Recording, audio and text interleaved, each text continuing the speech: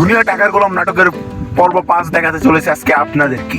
লামহার সাকিবের সাথে দেখা হয়, তারপর শেষের দিকে দেখি যে একটা আফসোস থেকে যায় যে এটা কে, গোলাম কে, এটা বলে কর্মচারী চিল্লানো শুরু করে। তা এই পর্বের প্রথম দিকেই সেই ভুলটা ভেঙে যায়। তারপর কর্মচারী বলে যে সে একটা আগের হোটেলে রান্না করতো, তাই তার জন্য রান্না এত ভালো। তারপর তার যেই বউটা আছে নতুন বউ, সে বললো যে আমি তো ভয় পেয়ে গেছিলাম। শেহজাদের বাবা মা ও স্ত্রী তার সন্তান সহকারে আসে এই বাড়িতে।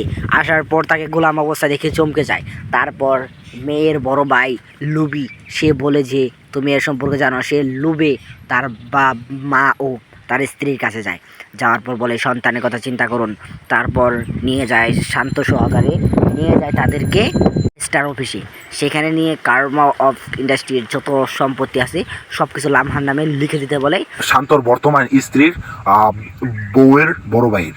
তারপর সে লামহা ও লামহার সন্তানের নামে সব কিছু লিখে দেয়। তারপর শয়তান লুবি বলে যে আমি এখন তাকে বিয়ে করব। সেইখান থেকে চলে আসে। আসার পর বাড়িতে আসলেই ঘটে যায় এক মর্মান্তিক কাহিনী। অনেক লোকজন এসে বলে এখানে কে এটা,